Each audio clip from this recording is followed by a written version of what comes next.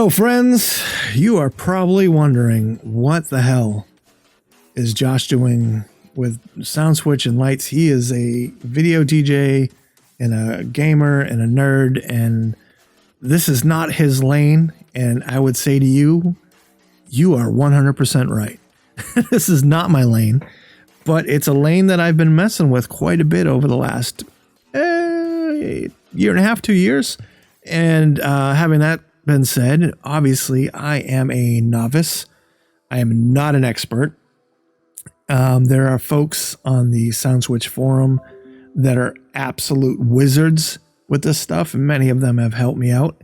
And I'm sure in the halls of InMusic and SoundSwitch, my name is cursed because I've emailed them ad nauseum asking, why can't I do this? Why is this a thing? And they're just like, dude, like, read the manual, or like, DMX doesn't work that way. And I'm just like, just make it happen, man. I just want this to happen. So to anybody that I've asked for help and you've helped, thank you so much. The reason why I'm here with this video, I put a video up not too long ago showing how I'm using my both lighting Titan tubes, and I had over half a dozen people ask me to show them how to do this.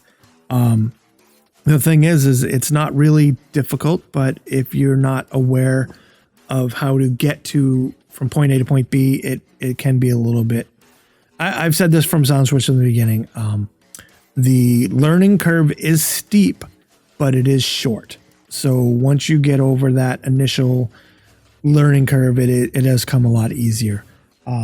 Having that been said, the two things we're going to talk about today are the two things that people have asked me about. A, what are you using to get your lights up in the air like that? Because oftentimes, well, I've used these lights 6 times since I've had them. And every time I've played with different, ways of setting them up, different settings and whatnot. For the first 2 weeks, I ran them in either, 160 or 80 channel mode, and I was using auto scripting for the auto loops as well as my auto scripts for like the music that I play all the time. And those modes are dope because they will introduce chases on your fixture, which is kind of what we all want out of these lights. For the most part, we're looking for action on the lights themselves and not just intensity control. But as we'll talk about here in a second, to get that extra sort of functionality out of the light, you have to run it in 12 channel mode. And this is something I asked them, hey, can we get AttributeCue access in like 160 or even 80 or even 40 channel mode? And as I understand it, it's just not a thing. I don't know if it's just the way SoundSwitch is or both is, but it's only available in 12 channel mode. So if you feel like, hey, I can do better programming on my own without SoundSwitch, without running into the AttributeCues, then, that might be your lane. But if you're like me, a beginner or a novice, and you're looking for action out of these lights, we're going to jump into that first. One of the things that make these lights remarkable is that they have a 1/4-20 adapter on the top and the bottom. Why is that important? Why is it a thing? Because it gives us the ability to basically use camera style apparatuses to get our lights in place. So if you've never seen a 1/4-20, or if you're like, what the hell is that?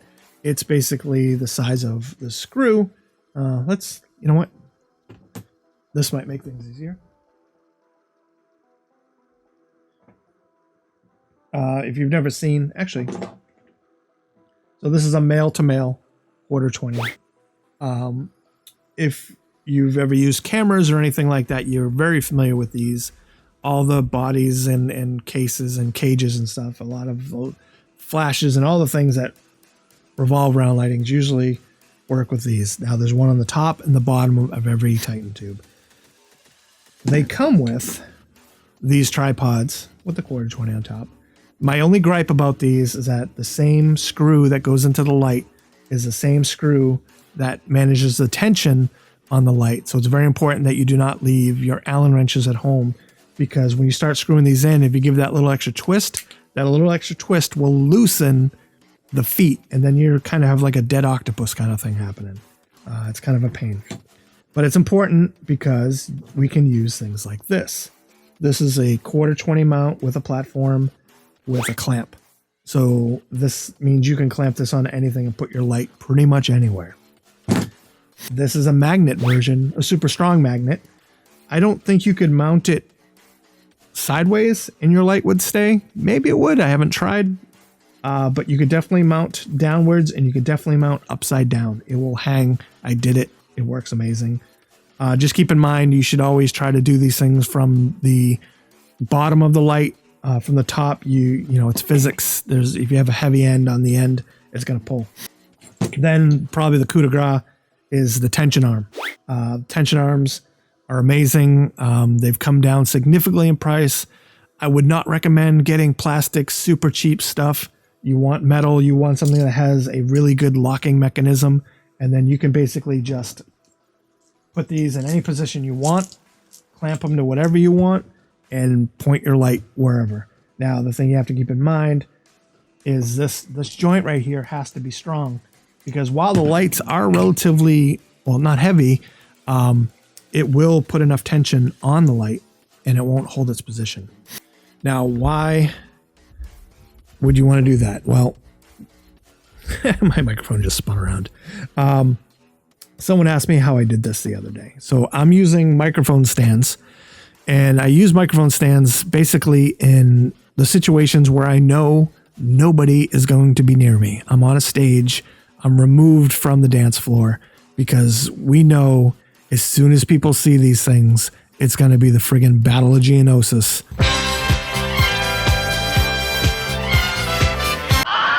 I've seen it already in a bunch of videos. People just grab these things off the floor and start swinging them around. So if you're in that situation, you probably want to use a plate of some sort that people can't pick up, and maybe even a sticker like "do not touch," because people gravitate to these things. Like, I had them on stage this weekend. I was at a Comic-Con and I brought them for the stage, and like the guys from the 501st were there. And I'm like, oh man, I got all these Star Wars nerds in here. I'm like, we're going to have a battle. I know it. And a couple guys were eyeballing them, but luckily, like I told the guy who ran the show, I was like, nobody on stage whatsoever. So just know what kind of event you're going to have. Now, what am I doing here? That mic stand, here's the link and here's a picture of that.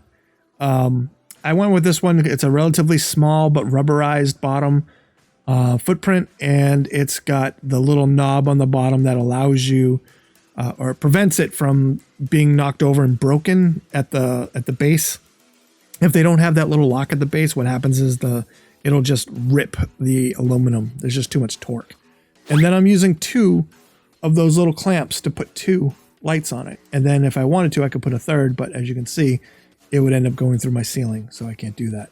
And that little silver adapter that you see on top of that, I'll show you what that is too, so don't worry. That's from a company called CAMVATE, and they're little tiny 1/4-20 adapters for this particular microphone stand. The microphone stands come with an adapter from 5/8, and then this goes, I think it's 5/8 to a 1/4-20. And these literally just screw right on top, and you put your light right on that. I ran it this weekend. It was amazing. Now, granted, physics, again, like you try to put your light 15 feet in the air, it's going to wobble. It's going to, these bases are only like 6 inches. So if you're going to try to do that, just know that you need a more professional solution for that. But, you know, if these are what you're looking for, here's the link in the description, and you obviously saw what it is, so you can make that informed decision on your own. That's basically how I get them up in the air, and offsetting them like that does make a great difference. I don't like having them completely different. Like this weekend, I did like a little, like sort of like the 2 outside ones were on the floor, the next 2 were up like a foot, and the ones behind me were up like 3 feet. So it does make a pretty cool effect, especially for the chases. The chases across the scene, not the chases across the fixture. So, all right, so let's get into what's happening with the lights. Now, you're looking at the lights right now and saying, those are not bright at all. Now, I have to put this out there. My camera is dialed down so far. I think I'm shooting at 120, and I think I'm maybe at 400. So it's super low on purpose. And that's because if I make it any brighter, the lights, when they do like pink, yellow, orange, just look almost like a white, like a washed out white. They are not this dim. They are bright as hell. They will light up a room, especially 8 of them. And I wanted you guys to be able to see the colors and the action, not so much how bright they are. There's plenty of videos out there of people using them on YouTube. Check the dudes out, and you can kind of see what they look like in the environment, not what I'm trying to show you here. So let's jump into SoundSwitch and talk about how do we get what we're trying to get out of the software. First things first, you have to be aware that when you go in, you're going to have a bunch of options. You're going to have 160 channel mode, 80 channel mode, 40 channel mode, 12 channel mode, and then you're going to have the option of a wash or a multi-cell. Now, multi-cell is not available in 12. I kind of wish it was, or I wish what we're about to talk about was available in 160, 80, or even 40, but it's not. And if you're going, what the hell are you talking about, dude? So we're going to go in, we're going to click on a new attribute, and we're going to look through these lights.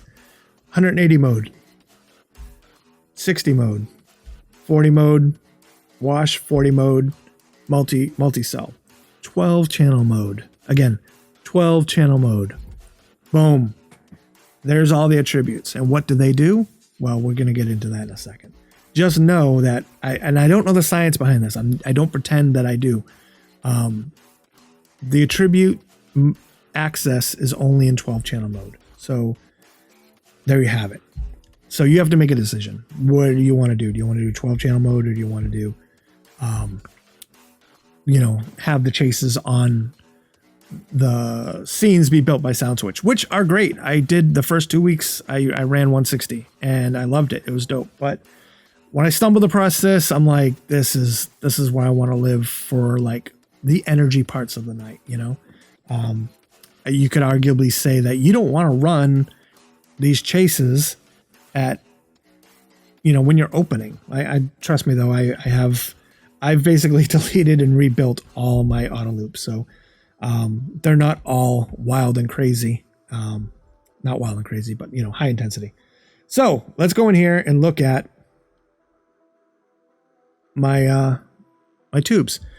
You can see here I'm running them in 12 channel mode. Now basically what I did is I separated them physically into 2 groups. They're not in 2 groups as far as like the grouping, but they're 2 groups. I have group 1 and group 2, the first 4, and then the second 4.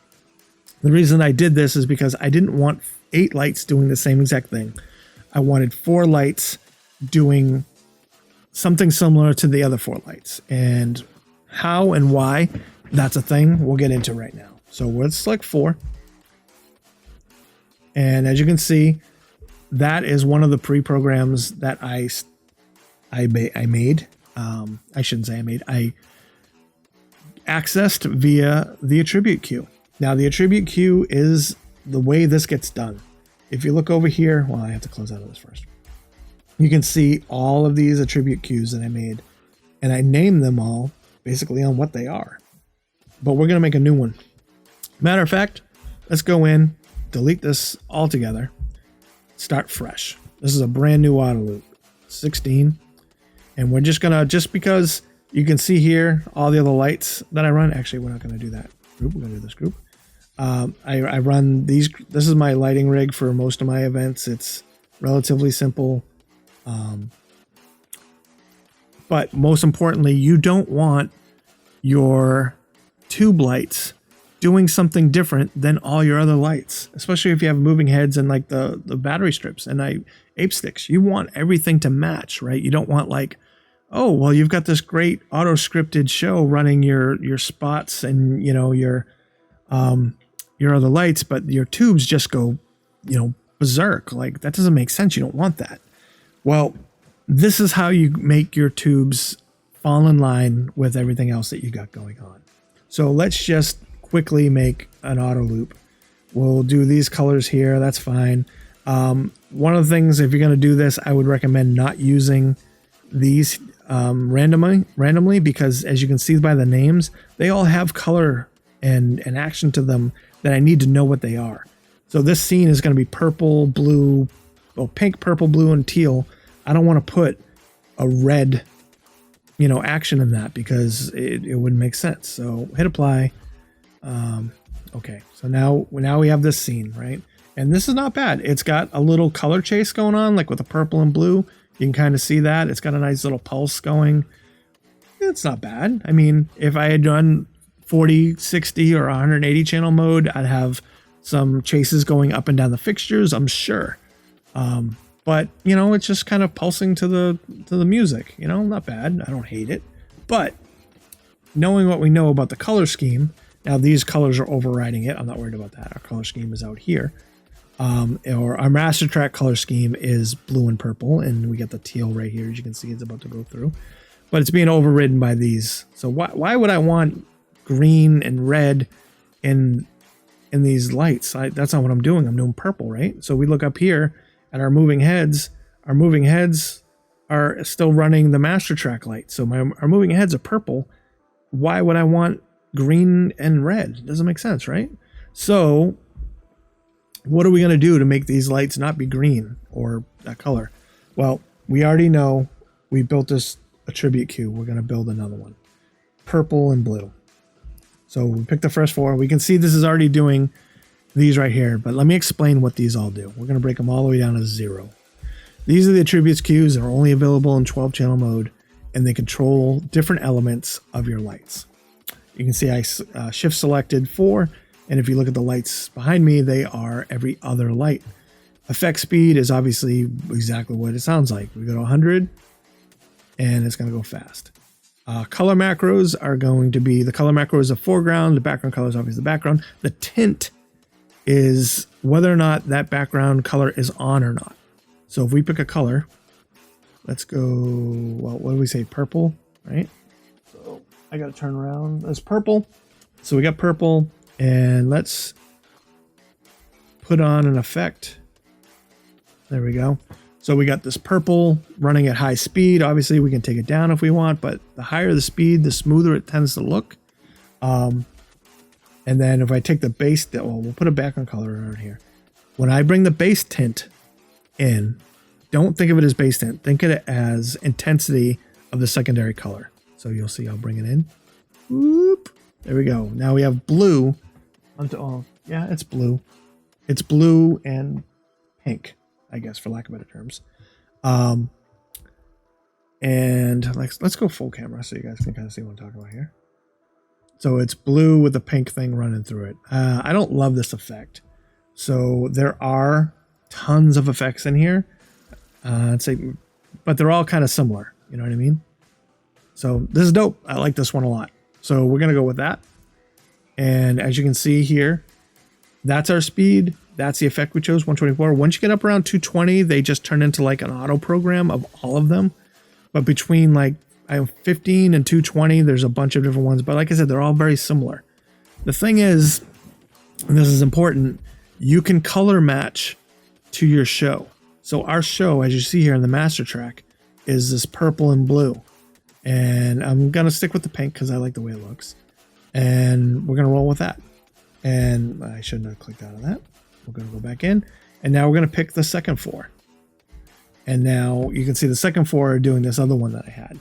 But I like this one. So let's just change the color to blue. And we'll do that pink again. Now if we select them all, we can see what's happening. But you know what? They're all running the same direction. I don't like that. So let's make these go downwards instead of upwards. There we go. So now they're doing like that fill up thing, like the pink is filling up the blue. Let's take a look at it so you guys know exactly what I'm talking about here. So now every other one is just running the pink upwards, but the other ones are doing that like fill up the, I don't know what the hell to call it. You see what it is. So we basically just created this pink and blue thing. But here's the thing that you have to remember about this. No matter what you do with this speed slider, it's never going to have this pattern go to the beat of your music. It's not going to happen. So what you got to try to do is a game I used to play called Can I Make My Windshield Wipers Go to the Beat of the Music? You've ever been driving and all of a sudden your windshield wipers match the beat of the song that's playing. You're like, oh, look at that, it's wild. You want something like that. So if you know you're playing dance music and you bring your speed way down here like this, where it's creeping along, it's probably not going to go to the music. But if you go up around here around 245 or full speed 255, I also like offsetting them a little bit because you want one to go slow and one to go fast, or slower and faster. So now we have this one built, right? And let's have a look at it again. We got, well, I just came out of it, but what I'm going to do, I'll show you real quick, is I'm going to take this one right here that we just made, and I'm going to drop it right at the beginning. Boom. So now here's where it gets fun. Two things are happening. One, the both light is running this program that you created with the teal and the pink. The second thing that's going to happen is SoundSwitch's auto loop that's been auto scripted is going to apply its intensity control over this light. So when I play it, it's going to the music. There's obviously no music playing. We'll get into that later so you can actually see it and understand it. But when you see when it gets here to the end, it's going to go to this other one, and it's doing like a pulsing thing, which is dope. It's a lot better than, it just running that pattern. And if I had music playing, it would be going to the music, obviously. And this isn't bad. I don't hate it. I'm not mad at it. I'd definitely leave this one because you don't want, like I said, crazy shit, all the time. But let's add a little spice to it. So let's take the first four, remember, because they're in groups of four, of what's mapped, and put a bounce chase. And we're going to make it relatively quick. And then we're going to take the other four, which, are the first four of this, and we're going to do a follow chase. And put the light count up to 4. Oh, I don't think I can. 3? Size I go? My bad. And this one will keep on a quarter. Boom. So that's going to keep the lights on a lot more. And that's kind of a good thing, because if you just do a forward chase on a half beat, it's just going to flash to the beat. So matter of fact, we'll do that on this one and you'll see the difference. So if I do a forward chase on a half note, see, that's only hitting that light every couple. So you take it to that and we'll get a little more action out of it, a little more lights out of it. And then we'll go down to this one, because we know we want to switch on the 8. You could do the 4 if you really wanted to get extra. We did a bounce on the first one, so let's do a random on this one, and we'll make this one pretty fast. So now we have SoundSwitch doing these chases between the lights, not on the fixture, on the lights. So now when I run it, it's going to run across the lights to the music. And as you see here, as it gets to the end, it's going to go to the other chase, which is obviously a little bit different. But basically, as long as it snaps to the beat, and it's about to change, boom, there. Now we got this one going. If you wanted to, because you can't really see what's happening so much anymore with the lights, but they're going to the music. So now that we have this one saved, this new auto loop right here, right? Let's jump out of this, switch modes up, go into perform, and then we'll unlink and relink. And now it's going to run through some of my auto loops, and we'll turn the music up a little bit so you guys get some context of what's happening here. Purple. My favorite is one of my favorites is a Joker. Purple and green.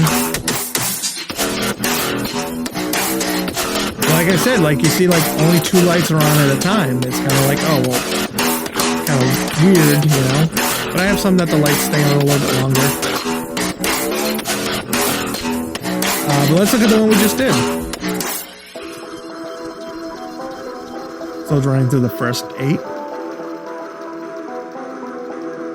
And the second 8.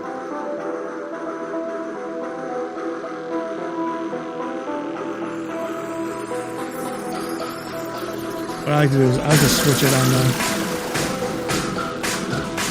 Not bad, right? Get some of the other ones. This is my police one.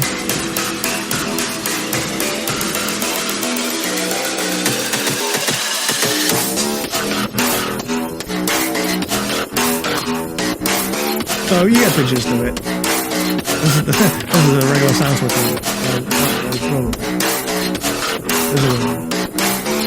But this when they stay on, there's no chase on this. Because you don't want them to... You bought 8 lights, you want them to stay on a little bit.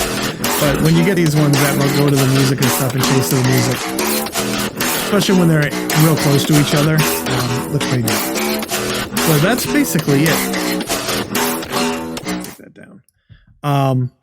It's not rocket science, and there's guys out there, like I said, that are a lot better than me at a lot of this stuff. By all means, if you guys learn something, I'm not really big on YouTube. I'm not even trying to be, but feel free to show me some love here. More importantly, Instagram is my spot, so make sure you follow me on Instagram. And even more importantly than that, tag me in your videos once you've done this. I'd love to see what you guys have. I'm always trying to learn more and, up my own game. And I feel like the more we kind of, play around with the secret sauce and pass the recipe around, to all the cooks, the better meal we're going to get in the end. Pardon the analogy. I'm starving. So hopefully this helped you guys out. Any questions, hit me up, and we'll see you next time.